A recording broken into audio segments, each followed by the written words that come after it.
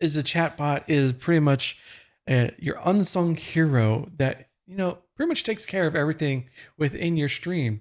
It does everything from interacting with your viewers. So if they type something in chat that you have set up previously as like a command, it gives them exactly what you set up. So let's say if you want to have a Discord server come up whenever they type exclamation point Discord, instead of you constantly having to say it or copy and pasting it, your chatbot does it for you. It's great, and it does so much more too. There's many different services within the different things that we're going to take a look into that sets up like channel points and has walk on music for your regulars that come in and they type something in chat, and all of a sudden something will play in the background and an image will pop up on screen, and it's just something that gives back to your community. It makes not only your life easier to focus on the content that you're producing, but also your viewers as well, to have more fun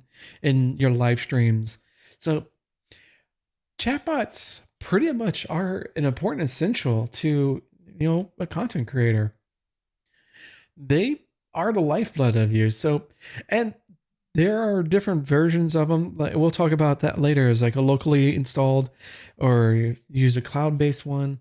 There's plenty of free ones. There's also ones that you have to pay for, or to have a pro plan to get more benefit out of that chatbot. So chatbots have been around for almost a decade, really. It seems like since the really beginnings of Twitch, chatbots were kind of needed to help get the information out there to your viewers.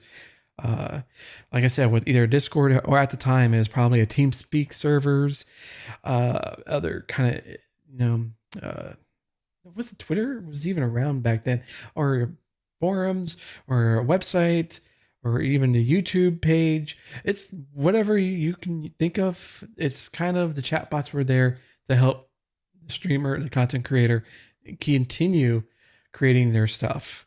So it's something that is highly important, and not only just something that you can just go, hey, I'll just go ahead, pick the first one I see and I'll use that for the rest of my time.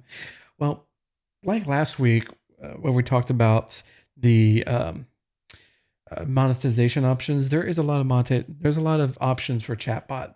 So it's just something that you can like, oh, I like this particular one, but it's missing certain features I need that this one actually has, but it also incorporates other thing that might be a good use for me down the road.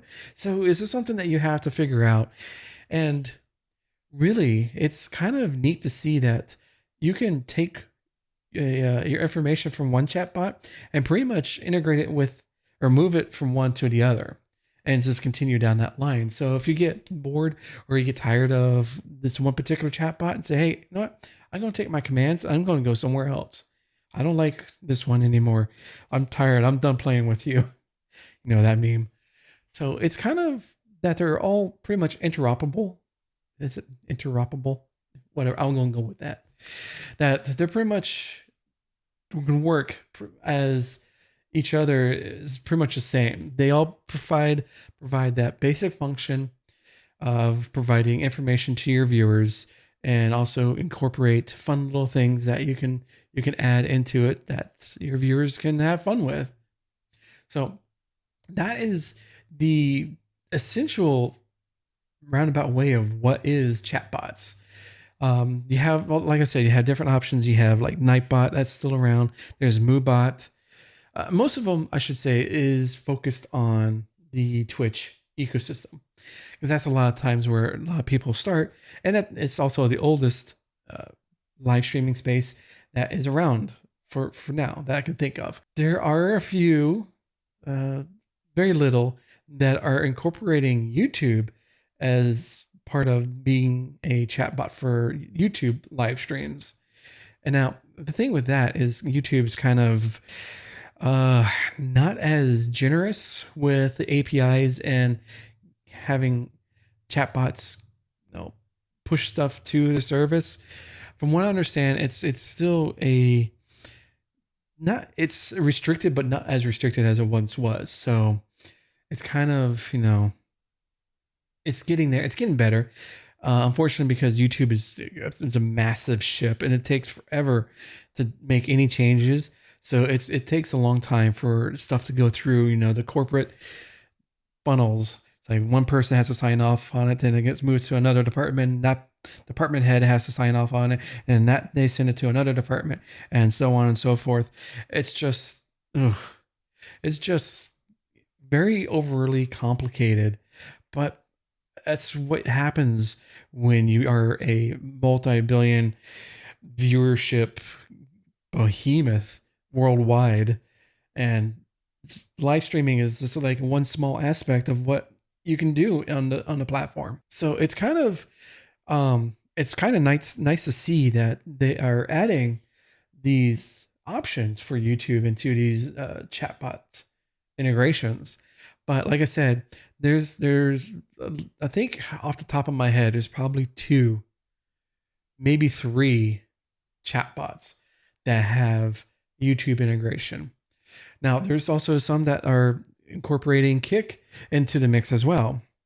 And now we're not going to talk about Kick and everything that's been going on with that. It's just that Kick is an option for a lot of chatbots, that because a lot of people are requesting the access into it. But the thing is that chatbots only can do so much, because Kick themselves, at the time of this recording, has still not released their API. Even though they said, "Oh, it's coming," in like a couple weeks ago. Now it's almost a month and a half ago. So they're pretty much, pardon the pun, kicking the can down the road. And it's just really, you got to think about, like, I want to do something, but I don't want to rely on one thing, especially from a platform that is not. I'm coming from a person who has no idea what coding is or API or anything like that is involved with it. So take what I say with a grain of salt. But it's taken a long time, and they have the resources, they have the money, and I'm sure they have the know-how to get an API up and running. I mean, seriously, use some of that stake.com money. Get it working, guys. But it's a lot of things. They're integrating, some chatbots integrate multi-platform. They have Twitch, they got Kick, they got Trovo, YouTube. So a lot of the times a chatbot will integrate with another live streaming service and try to keep everything all in one location, because a lot of people want the simple fact of using one, maybe 2 chatbots, and that's it. And once someone uses a chatbot, they pretty much use that for life, or as long as they're creating content or live streaming. So they really don't want to bounce around from different chatbots. I and probably a few others are like the exception to the rule, because I bounce around a lot too. Different chatbots, or I use multiple chatbots that essentially do the same function. But not recently, but over the past year, I've kind of focused my usage of chatbots to 1 and 2, actually 2, but majority is 1 is just through Beatbot, that I have all of my commands go through and everything else like that. I use Atom for channel points and a couple other, like 1 or 2 other things, and that's pretty much it. That's a weird sound. Okay, we'll roll with that. But chatbots are pretty much are as eclectic as the streamer is. They are doing whatever they want. Or no, I should say they're not doing everything that they want, but they provide a service that a lot of streamers are looking for. And again, like I said, a lot of them are free to use.